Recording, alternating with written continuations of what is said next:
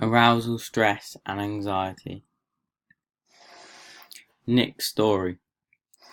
The number 2 seed in college, Nick, has been struggling to play well all season. The new coach has tried to reassure him and say how good he is and how well he should be doing for the college.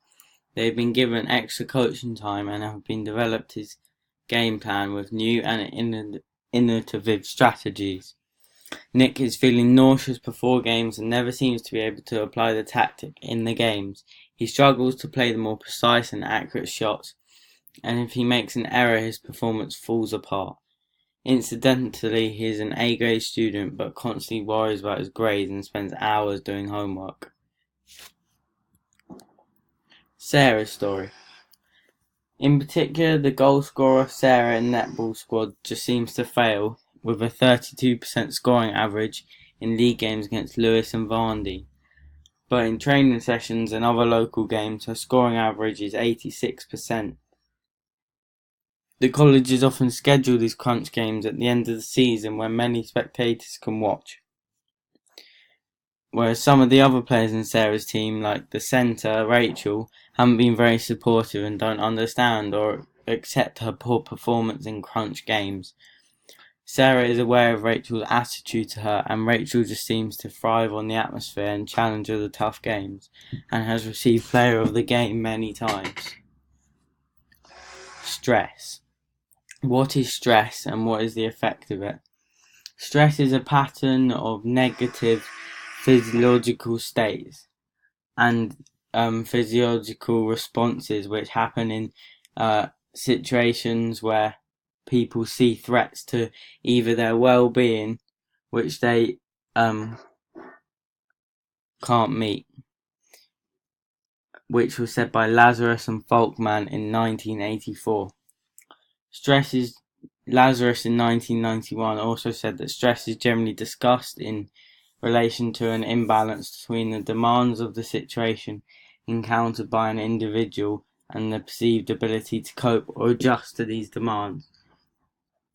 So stress is a response of the body to any demands made on it. So for example, Nick experiences stress in his matches because he's stressed about performing well, stressed about his grades, so therefore his body responds badly to this stress.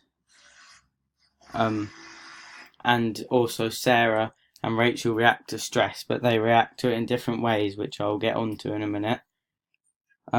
Stress is the body's reaction to a circumstance or situation, so a hard game, a difficult moment in a game, losing a netball match for Sarah, or playing in a tough game for Sarah, or a tight set in Nick's tennis. These situations need physical, mental, or emotional adjustment or response, which can be either positive or negative. McEwen in 2002 said that stress can have beneficial effects in terms of mobilization of bodily resources to meet demands, but it can also have detrimental effects when perceived demands exceed the individual's resources. This isn't the case for Nick or Sarah because they've both shown that they're good enough to play in their practice, and for Sarah in the lower league games. It's not that the demands exceed their resources, because we know they can play well, it's just they struggle. But Sarah has beneficial effects in terms of mobilization of bodily resources because she seems to perform well when the stress is bigger. Eustress. What performer has eustress and why? Rachel has eustress, which is a positive reaction to stress leading to optimal arousal, because she reacts positively to stress and therefore has her optimal arousal and performs to her best ability. EU means well or good in Greek, which suggests healthy stress, which is evident in Rachel's game, which leads to concentration or focus, so that her passes and her shots in netball will be more accurate. Challenge, so make her more motivated to perform well and overcome this challenge. Satisfaction from playing well or dealing with the stress. So if she gets a basket in netball, then it'll make her feel better than Sarah would, because Sarah's too anxious to enjoy that moment, and it will help her also perform better, as we can see. But which performer has distress? Sarah and Nick both struggle with distress, which is an extreme form of anxiety or nervousness or apprehension or worry. So because of the stress that is on Nick and Sarah to perform in their tennis and netball, they react with anxiousness, nervousness, which means that they leads them to lack of focus, lack of challenge, lack of motivation, or lack of satisfaction from coping well with the stress, because they're not, and which leads them to make mistakes in their game or not be as accurate with his shots. So Nick would put a lot of tennis shots out or misjudge the ball, and Sarah will misplace passes and make silly mistakes. What are the somatic, cognitive and behavioural symptoms of stress, and which ones do the three performers suffer from? So the symptoms of stress, somatic, some of them are blood diverts to the muscles, there's an increased heart rate, an increased breathing rate, more heat production, more adrenaline, more metabolism, a dry mouth, more muscle tension. The performer's pupils will dilate and they'll sweat more.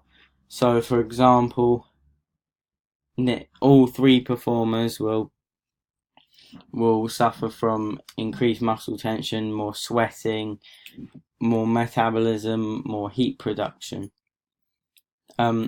Cognitive symptoms of stress, so reduced concentration, which Nick and Sarah particularly will suffer from. Less interest, which Nick and Sarah will also be unable to make decisions properly. They might struggle to sleep. Nick and Sarah also make mistakes, as I said before, and they won't be able to relax. They also have a narrowed attention, loss of humour, not much self-esteem, so they'll keep saying they're bad and not being positive to themselves, and they'll worry about their game. Whereas Rachel might suffer with some of these, maybe a bit of worry, and unable to relax, but overall she reacts pretty well to stress, so she won't have many of these symptoms. Some of the behavioural symptoms of stress would be talking, walking or eating really quickly, when people are talking, interrupting them, doing stuff like smoking or eating too much bad foods, fidgeting or trembling, which Sarah and Nick might do, which leads them to make mistakes because they're not able to hold their racket or hold the ball properly.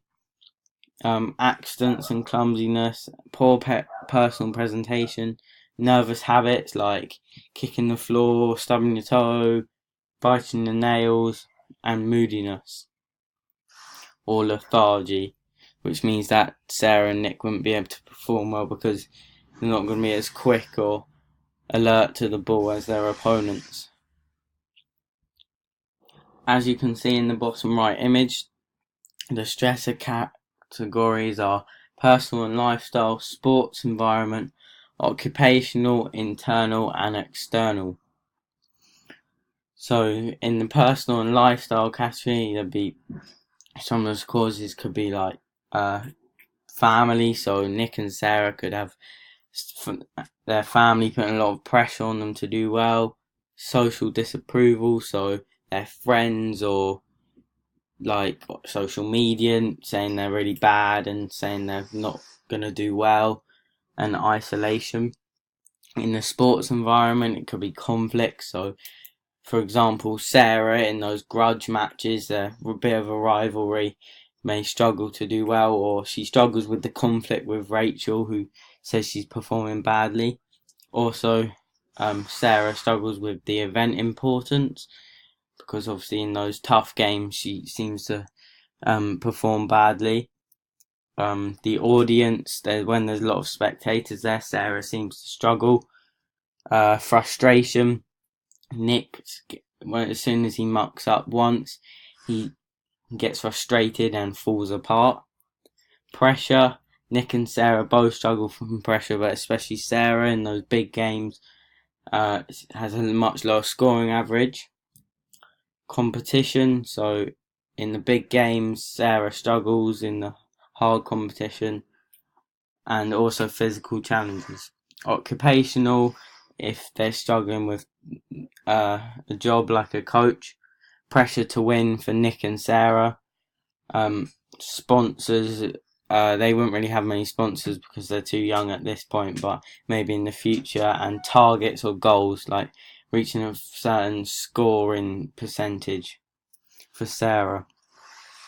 Internal would be their perception of stress. They're being overly self-critical, so Nick especially is too hard on himself when he mucks up once. They might have a lack of sleep, might struggle with illness or infections. Physiological factors like depression or anxiety or problems at home. Injury.